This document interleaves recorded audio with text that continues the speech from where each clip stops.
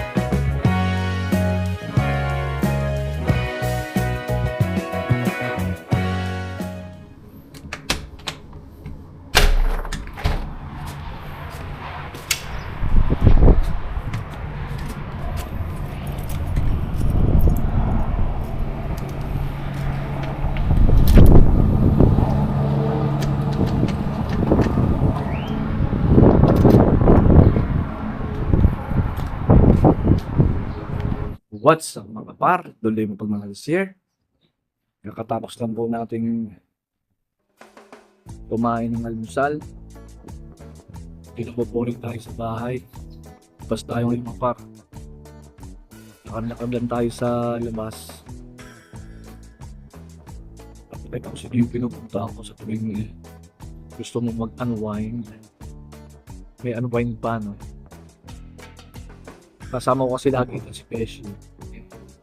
Tatagal lang pa siyang dumating dito. Isa lang ako dito kaya boring, walang kausap. Samahan niyo ako mga par. Dumating. Let's go!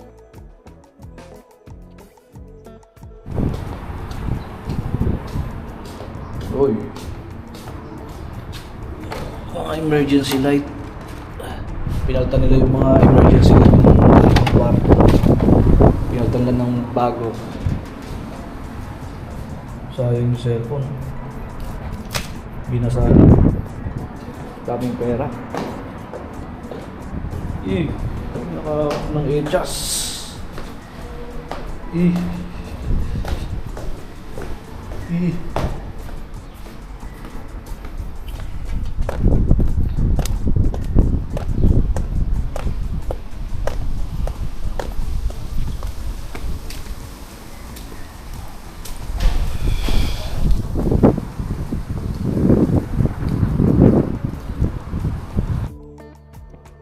Tao dito.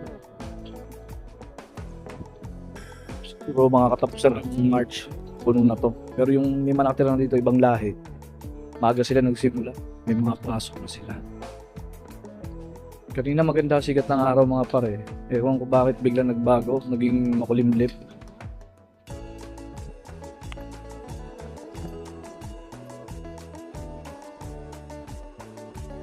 Huwag uulan.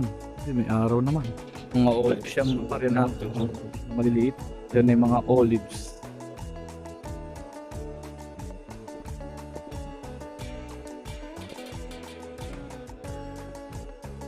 Pupunta tayo sa malapit na beach.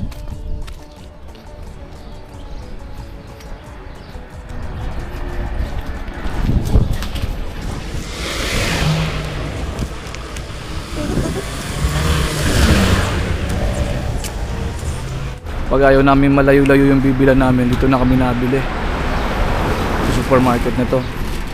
Kaso nga lang medyo may kamahalan.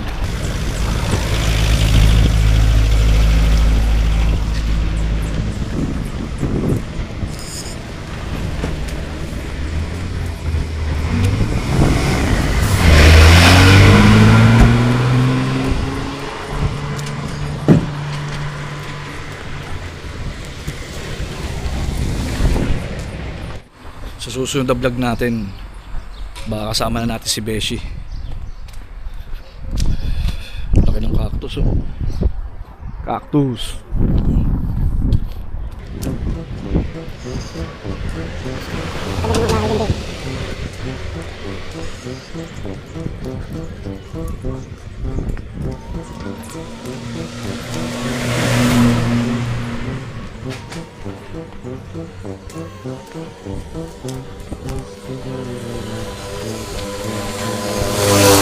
Dito ako shortcut pagka pupunta ako sa malaking supermarket. Maraming mabibili din dito. Kaganda dito sa lugar namin mga par. Kasi ibang accommodation, malalayo sa mga tindahan. Doon sa hotel namin sa Midsis, may mga nakatira din doon. Ang hirap ng mga doon, bilihan. Dito lalakarin mo lang, marami ka na mabibilan dito. Itong Cosman Hotel na tinutuluyan namin, accessible siya sa lahat, papuntang Heraklion. May mga nadaang bus din. Ito yung supermarket.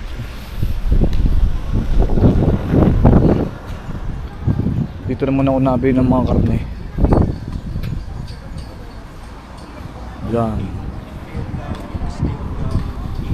Hindi ko mabase.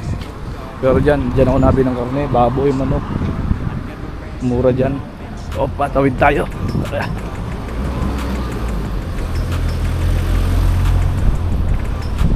Nandiyan tayo nabili ng karne.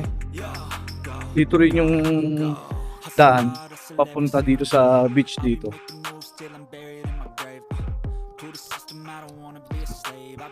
Maglalakarin mo lang. Kasi sa sobrang tindi ng init, hindi ka na makaligo. Sobrang sakit sa balat. May mga hotel din dito, tourist din dito.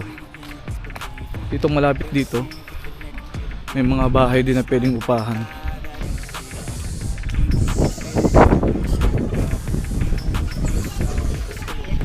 Tingnan natin kung malinis yung beach ngayon. Baka hindi malakas ang alon. Pag may time kami ni Beshi, naliligo kami dyan. Diyan kami nagpo-food trip. Tsaka yung mga ibang tropa. Isa pag may mga birthday yan, dito na kami sa beach na to na celebrate. Malakas ang alon, kitang-kita ko na agad. Naglalatag lang kami dyan ng mga malaking gumot, mga inandang pagkain. Lalabas namin yung iinom kami ng konti, kakain, maliligo. Ito nilalakad lang namin. Ito yung pinakamalapit, pero kung lalakarin mo tong beach na to, kung lalakarin mo yan, may mga magaganda pang mga site dito, magagandang view. Lalo na dun sa dulo na yun. Yung malapapunta ng Heraklion. Magaganda dun. White sand talaga. Kung mga bahay din dito sa gilid ng beach na to, inaayos din nila yung mga bahay nila. May mga tindahan din dyan. May mga kainan din. Kasi dito free. Walang bayad dito eh. Dito na lang sila naliligo. Kesa pumasok ka pa ng hotel. Dito na lang. Doon kami banda naliligo doon sa dulo doon. Yung mga bato yan. Ito naman, puntahan natin tong lugar na dito lang din ako naliligo dati. Pag talagang mga summer par, yung nakikita nyo na yan, punong-puno yan. Punong-puno ng tao. Naligo. Walang bayad. Yan po mga to, nag-ooperate yan pag summer. Yung mga hotel na yan. May napunta rin dito kasi lalo yung mga budget meal. Dito na yan.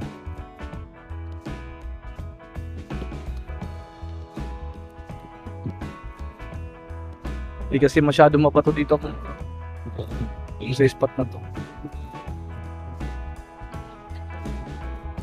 Diyan.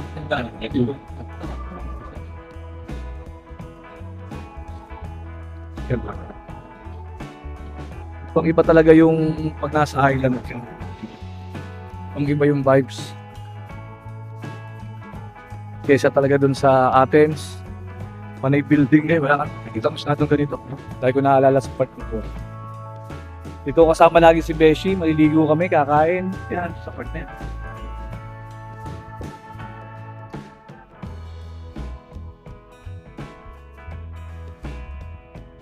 So, medyo malakas ang alon ngayon mga pan. Yun na, sobrang sarap pagmasdan ang ganda ng kapaligiran dito sa Leyte. Kung tutusin mga par, wala pang kwenta tong pinapakita ko sa inyo. Sa mga part dito, mas maraming magagandang view dito. Mas maraming magagandang view dito sa Leyte. Hindi nga lang natin mapuntahan. Siyempre, mamasahe ka. Kaya ito lang yung mga pwede natin puntahan na libre lang.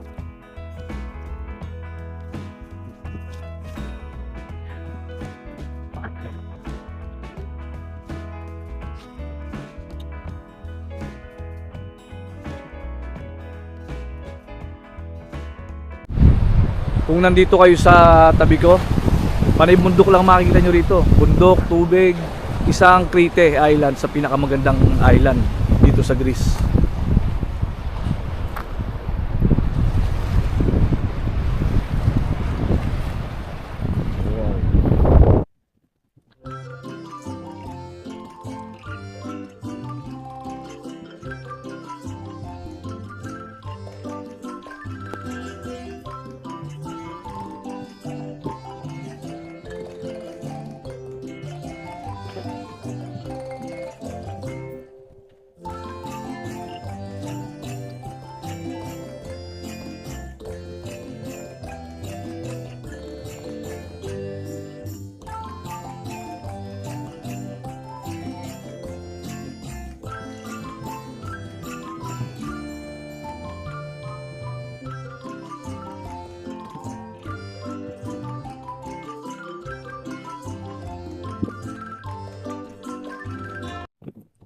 Bago tayo pumunta dito kanina, may mga nakakasalubong tayo na tao. Tignan tayo. Lucky Wish Yard. Isa po sa puhunan. Gusto niyo pong maging vlogger-vloggeran? Ay kapal po ng mukha. Yun po ang isa sa puhunan. Kapal ng mukha. Mapapractice mo rin naman po lahat. Sa una lang talaga mahirap, pero pagka tumatagal sa vlog, parang nakikipagkwentuhan ka na sa kaibigan. Ito na yung ginawa kong camera na siningay, yung paring Kurtz. Ito na yung ginawa kong kausap. Minsan mas okay pa yung ganito. Yung camera na yung kinaibigan, no? Mag-isa lang tayo dito eh. Pero malapit na rin. Dadami na rin mga nakatira doon sa Cosman. Tayo ba na doon sa dugo?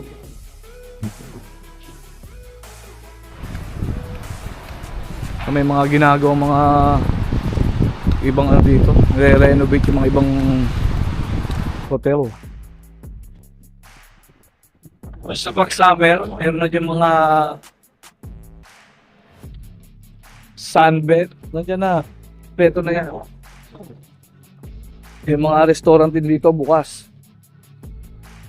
Kanya-kanya na silang business.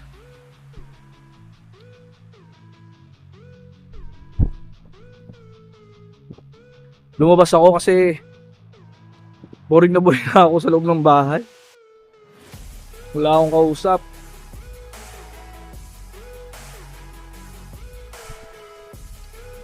Nagluto lang ako ng almusal. Then sabi ko, lalabas ako. Sarap ng pakiramdam pag nasa labas mga pa. Sariwang hangin.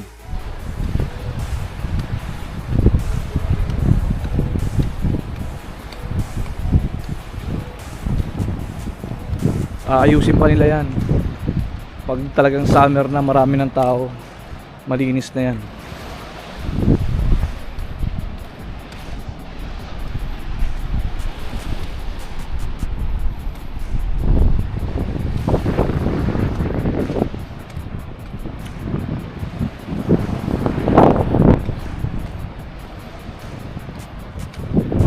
Nakababa tayo ng kinain. Nagluto ako ng nilagang baboy kagabi. Inulam ko rin ng umaga. Mamaya kakain uli ulam ko ng tanghalian. Nahihirapan ako kasi sira yung rep namin. Ipapareport ko muna yung kay Beshi pagdating niya. Yung rep namin tsaka aircon sira. Ngayon, pagka bumili ka ng karne, siyempre pag walang rep, mabis masira. Kaya ginawa ko sa kalahati nung baboy, inadobo ko na. 2 days siguro, pwede pa yun.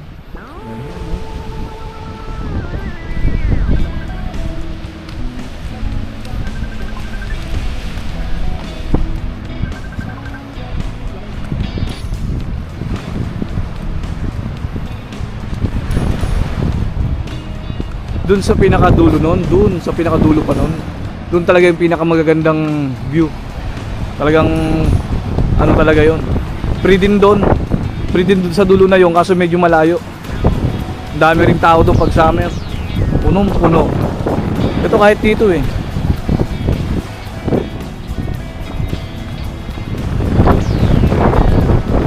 Mga par, uuwi na tayo. Gawa ng malulobot na yung camera, hindi ko na i-charge. Uwi na tayo. Pupunta pa saan tayo doon sa dulo. At natawag na rin si Mrs. Kasi kanina tumatawag ako sa kanya. Busy siguro sa Pilipinas. Hindi sinasagot. Ngayon tumatawag na. Uwi na tayo. Baka tayo mapalo sa puwet.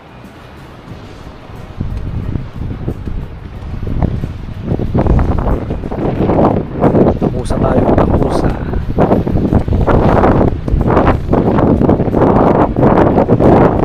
Yung totoo lang, kaya ako nagpatato sa katawan mga par, para hindi ako natatakot sa asawa. Yun talaga yung ano nun. Yun talaga yung meaning. Sabi ko sa tattoo artist, kailangan nakakatakot yung tattoo ko. Yung tattoo pa lang, parang tigasin. Parang di lang ako natatakot sa asawa.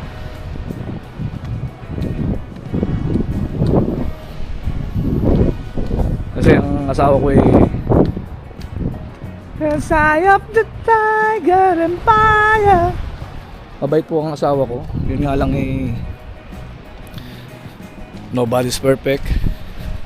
Pag tinuyo, alam nyo naman po mga babae, silver swan o kaya dato puti.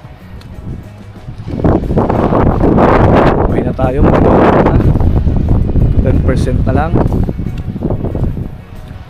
Hanggang dito na lang mga par. Salamat po sa panonood ng video. Palagi po kayo mag-iingat. God bless po sa ating lahat. Bye bye.